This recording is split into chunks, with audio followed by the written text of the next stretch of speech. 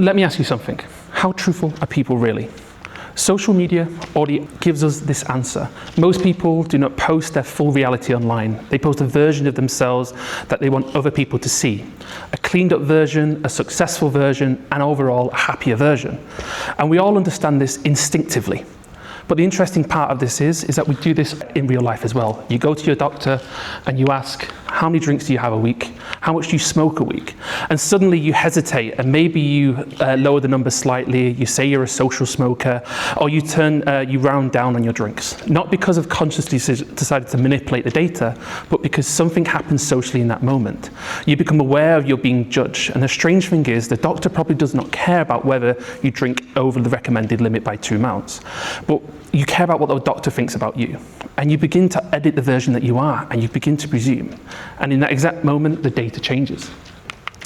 And because you're not dishonest, you're not trying to change the opinion, but it's a human ability to be socially adaptive.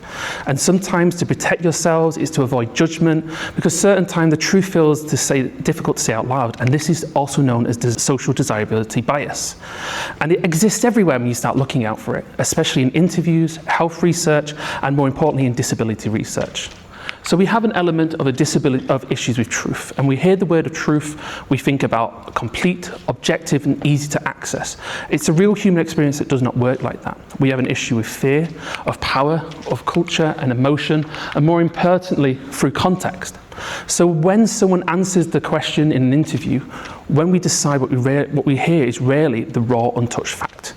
And by researchers, we look at the patterns to feel safe enough, and it's not a flaw in people, it's a feature of being sociable. So, for me, this became a personal element in 2014. Shortly after graduating as a product designer, I had suffered a head injury that left me with a condition called non-epileptic attack disorder. And overnight, I became from designing products to being dependent on them. And it completely changed my perspective. I spent 6 months in hospital, in and outpatient rehabilitation. And during that time, I kept asking the same question. Who the fuck designed this? Who designed walking frames to go through a door when I'm wrapping my knuckles? Who designed a mobility scooter that reverses and makes a horrible name? Who designed a wheelchair where I had to overcompensate due to a fixed axle design? It wasn't just uncomfortable, it was anxious driven. I had to think about, am I going to fall out the chair? I didn't just have to think about the bad design, but it was interesting to see how people adapted. People would also often minimize this discomfort, laugh things off, say things were fine, even when they were clearly not. And this is what the idea of social desirability bias became much more complicated to me. Because when you interview people who already feel vulnerable, people who are already used to being judged, assessed, medicalized, or dismissed, then they arrive guarded before even the interview even begins. So the answer you receive is not simply shaped by the question, they're shaped by years of learned self-protection. Now, this becomes a performance of answers. Think about how often you already do this in everyday life. People ask you, how are you doing? And you go, I'm fine. I'm okay. I even have a friend who gives me an answer which goes, how are you? And he goes, well, I'm alive. Now, the issue with that is even if you're exhausted, feeling overwhelmed or burnt out, it is the easiest answer available. It's something that makes you feel safer. Now, imagine that same pressure inside a research interview. A participant sits across a table from someone that perceived as educated, authoritative, clinical, or even evaluative, and immediately a performance begins. Not necessarily a dishonest performance, but a socially managed one. And people often tell a version of the story that feels least risky to say out loud. And once you understand that, you begin to see interviews differently. An interview is not simply data collection, it is a relationship. It's a social environment where people constantly decide, how honest can I really be here? There is a need for us to reframe the interview dynamic. And we all know there is a difference between the quantitative and qualitative methodology. And when researching, we have quantitative where we can gather mostly highly numerical, quantifiable answers, and then there is qualitative. And this becomes a much more complex. Everything is up for interpretation, and because of this is where our bias begins. However, what if we reevaluate and perhaps part of the problem is the interview itself? Historically, interviews have always been through the nature of structured around hierarchy, and the research asking questions and the participant responding. But unintentionally, the dynamic can feel unequal. The relationship appears to be held in expertise, authority, evaluation of power, where the interviewee feels a position of beneath them. Now, that changes behaviour, because the moment someone feels judged, assessed or measured, their answer begins to adapt socially. But some researchers are already exploring changing this dynamic entirely. Now, this is Colin Podnoff, and he was a design researcher in Portland, Oregon, where he was diagnosed with multiple neuron syndrome in 2004. Now, this actually changed his ability as a researcher, and he was able to focus and change his perception based on multiple areas. He looked at the understanding of the importance of lived experience, understanding the description of the trickle-down effect of reversing trends, where disabled communities often modified versions through commercial or military design. But most importantly, it was that true collaboration of co-design, sitting side by side in studios by reframing the interaction away from the traditional interviewer and subject relationship towards something closer to an interview and a mentor. Now, this subtle shift matters. It's a simple word, but the whole word has a completely different meaning. Because the person whose lived experience is no longer treated simply as someone describing an experience, they become someone informing you about experience. The hierarchy changes. The person with lived experience is elevated, or at the very least, brought to the same equal ground. And when that happens, quality of the communication often changes as well. The person becomes the educator. People become less performative, less guarded, less focused to giving the correct answer, because the conversation no longer feels like extraction. It feels like collaboration. And perhaps that is one of the most important shifts qualitative research still needs to make.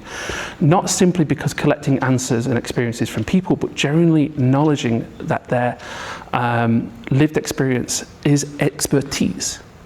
And the informative knowledge is not just within academia, but in all forms. So why does this matter within disability research? Because these issues are not only methodological, but they are an ethical standpoint. Many disabled people spend years learning that honesty does not always lead to support, that people underreport pain because they are tired of being dismissed. Others minimize the need because they do not want to be feel as dependent on people. Some adapt their answers into ways to believe that professional wants you to hear. And after enough experience of being judged, ignored, overprotected, or spoken for, self-editing becomes a survival instinct.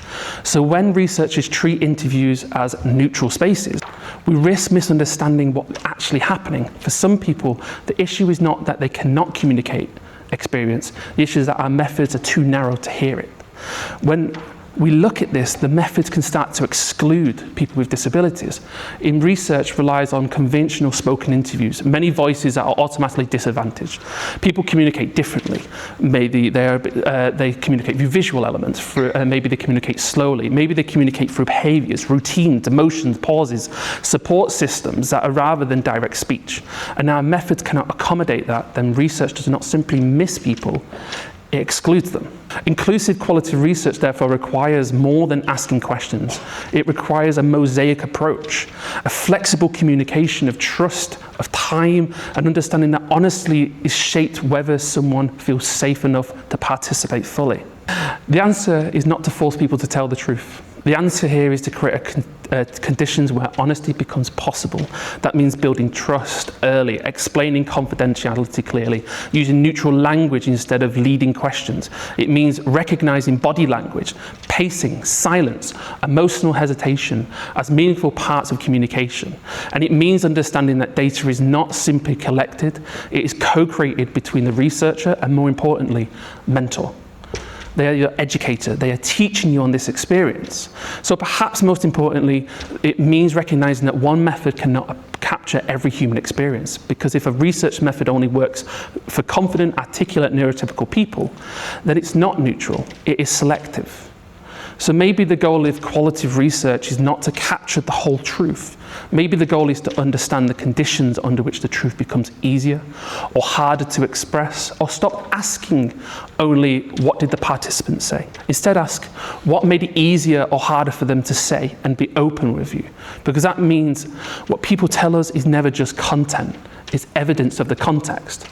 It is the truth hidden within the sentence for the thing that they do not realize that they are saying. And within that, that is the element of the confident truth. The key point to this: interview data should not be treated as complete truth. It should be understood to contextualize the truth, to look beneath the surface. The role of the researcher is not to decide whether the participants are truthful or untruthful. It is to understand how the environment, the method, the power dynamics of research shape what can actually be said.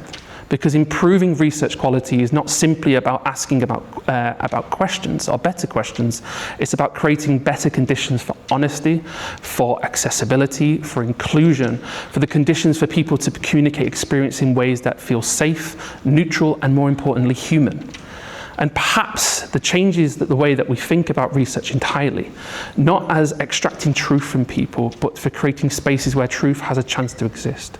To understand that disability design needs to not only be heard, but to understood from those who may not have historically been understood.